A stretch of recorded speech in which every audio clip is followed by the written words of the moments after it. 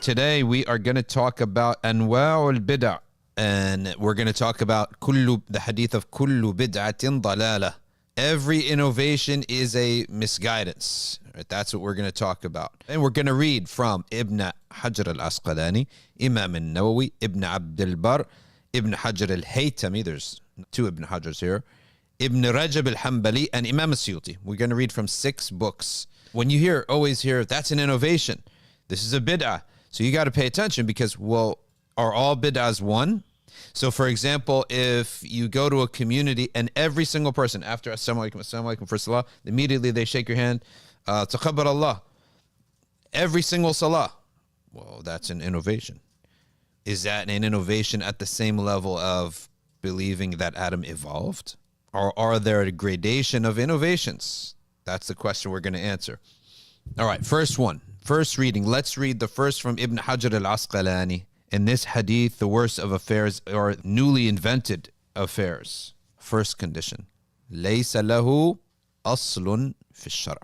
Does not have any basis in the shara. So the first thing is, let's define al-muhdath. And Ibn Hajar says here, al-muhdath, that which is considered brand new, and we call that thing that has no origin in the Sharia, the technical term for that in Sharia is bid'ah. وَمَا كَانَ لَهُ أَصْلٌ يَدُلُّ عَلَيْهِ الشَّرْعِ فَلَيْسَ بِبِدْعَةٍ. And that which does have an origin in the Sharia, it has a root that the Sharia points to, would not be considered a bid'ah. So the word bid'ah in Sharia is blameworthy. Unlike bid'ah in language, which could be good. Right? A bid'ah in language. When we say bid'ah in language, for example, someone innovated a piece of technology. That's fine. Benefited people with it. So in language, linguistically, not a problem. فَإِنَّ كُلُّ شَيْءٍ أُحْدِثَ عَلَى غَيْرِ مِثَالٍ يُسَمَّى بِدْعَةً. Anything that is totally brand new, that there's no connection to it in the past, linguistically we call it a bid'ah, whether it's good or bad. So someone invents a nuclear bomb, he innovated something. Someone created the assembly line, that's also another innovation, or inventing a car or inventing a phone, whatever. So linguistic innovation is anything that's new. So he points to another hadith. He says the definition of this bid'ah is found in Sayyidah Aisha's hadith, من أحدث في أمرنا هذا ما ليس منه. Whoever innovates something in this affair of ours, meaning in religion, not in technology, not in medicine, not in anything else, in religion, that which is not from it, فهو رد, it's rejected. And he says that he went over this in other books and in other chapters. And beware of newly invented matters. Every innovation is a misguidance. These hadith are all similar to one another. He quotes now his Imam, because Ibn Hajar is a Shafi'i. He quotes a Shafi'i. البدعة بدعتان محمودة ومذمومة فما وافق السنة فهو محمود وما خالفه فهو مذموم. That which is in line with the Sunnah is praiseworthy, mahmud. That which contradicts the Sunnah is blameworthy. So here the great Imam Ash-Shafi'i is dividing innovations into 2 categories. That which is blameworthy and that which is praiseworthy. And how do you judge it? You compare it against the Sharia. A very simple example, opening up a Quran school, right? And saying from 9 to 10, you guys review. From 10 to 11, you memorize the new chapters. From 10 to 11, you maybe learn some language so that you can memorize the Quran easier. From 12 to 1, you go and study the Quran again. Who's telling, where did that come from? Things like that. So he says now, let's keep reading. New matters. Things you could say the Sahaba never did it. The Prophet ﷺ never did it. Otherwise, it wouldn't be muhdathat. New matters are of 2 types. That which is a newly invented matter, but it contradicts the book, the Sunnah, the athar, meaning the sayings of the early Salaf and the early Muslims. It contradicts it. Or ijma' of the Muslims. That is the bid'ah that leads astray. وَمَا أُحْدِثَ مِنَ الْخَيْرِ. That which is invented of good. You came up with something new. Like what's his example in Shafi'i's lifetime that he approved of? The additional words to the takbir of Eid. However, he went to Egypt and he found the Egyptians had added to it. So Imam al-Shaf, that is an invention. They added words to the takbir that the Prophet ﷺ gave when Shafi'i approved of it. So Shafi'i himself is saying now that newly invented matter that does not contradict the book, the sunnah, the athar, and the ijma', then that is something that is an invention in the deen that is not blameworthy. And some of the ulama have divided up the bid'ah in action into 5 categories. That which is permitted, that which is recommended, that which is obligatory, could be obligatory, that like using a mic for salah, they're gathering the Quran in the time of the Sahaba. That bid'ah that is discouraged, and that bid'ah that is forbidden. We're reading Ibn Hajar on bid'ah. So the first bid'ah, as Ibn Hajar is saying here, the first bid'ah was tadween al-hadith, thumma tafsir al-Quran, writing down hadith, writing down the tafsir of the Quran, and then writing down issues of fiqh and chapterizing them, and then having opinion in matters in which the text is not clear. All these are innovations that came, and you have to in each time assess what is guided from this and what is not. And then a'mal al-qulub, tasawwuf, he's saying basically a'mal al-qulub, the matters of the heart, to write that down. That was not something the Sahaba did. So what is envy? How do we define envy? What are the states of the heart, etc.? So as for the first one, Omar and Abu Musa had issues with much writing down of hadith because why? In itself, no, they feared error and they feared tasahul, taking it too lightly.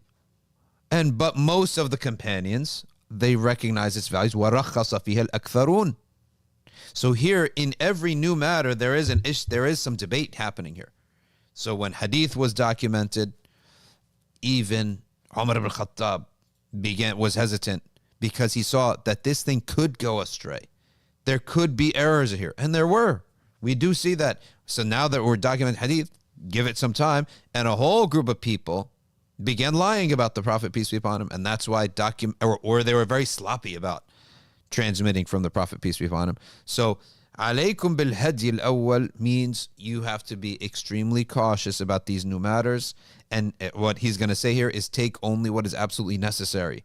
Of course, you have to write hadith. It's an absolute necessity, as you have to document the Quran and write that into a book. These things are absolutely necessary. There's no discussion.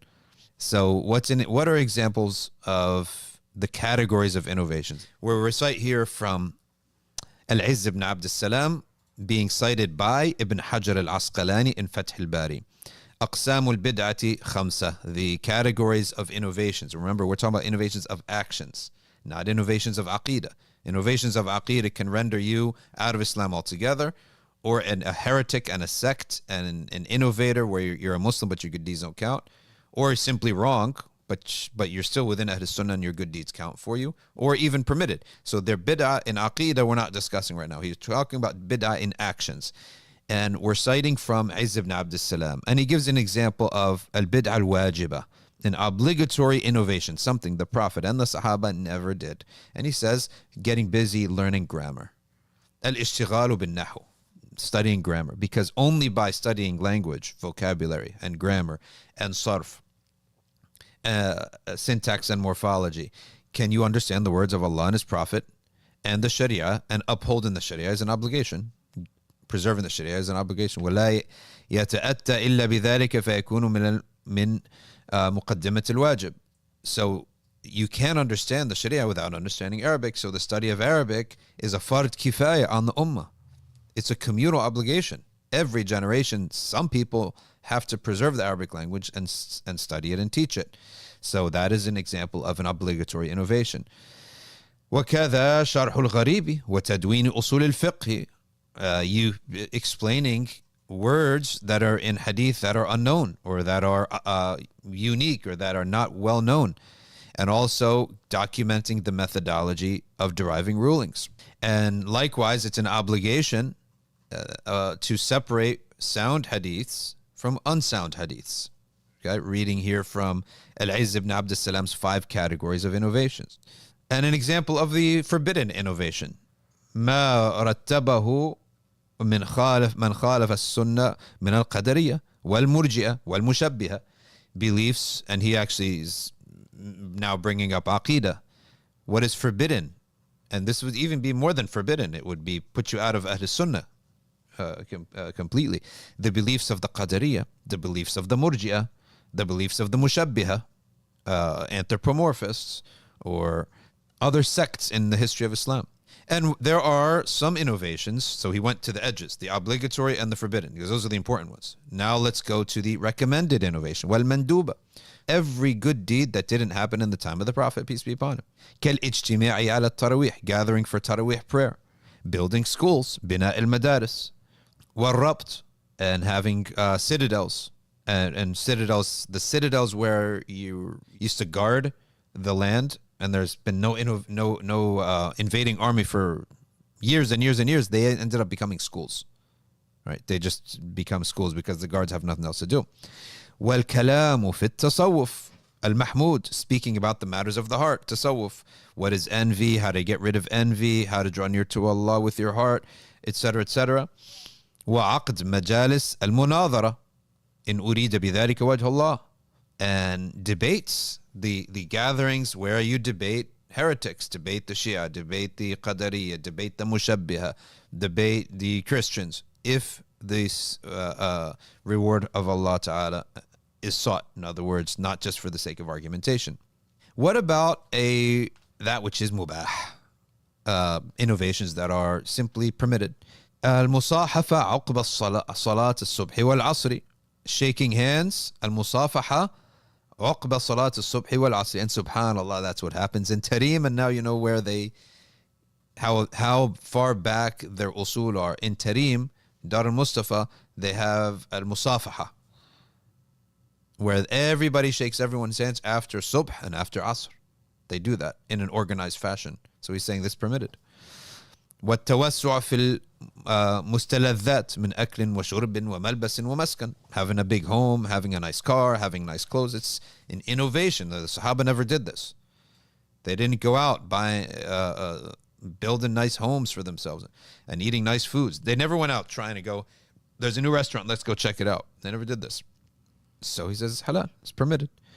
وقد يكون بعض ذلك مكروها. And what about the discouraged innovations? Some of this that he's talking about, that is what's considered either recommended or permitted, another person may have a perspective that is makruh.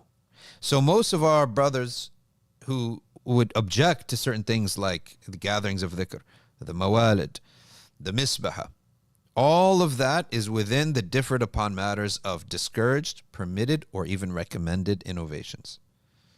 So that's where you will start to realize that a lot of times when we put a stake, what's the phrase? Put our flag down, or, draw a line in the sand. There is some opinion about that, right? There is an opinion about that. And so it's not all... it could be multiple valid opinions. Depending on the situation, it could deem them to both have different perspectives, just like there are different opinions in fiqh.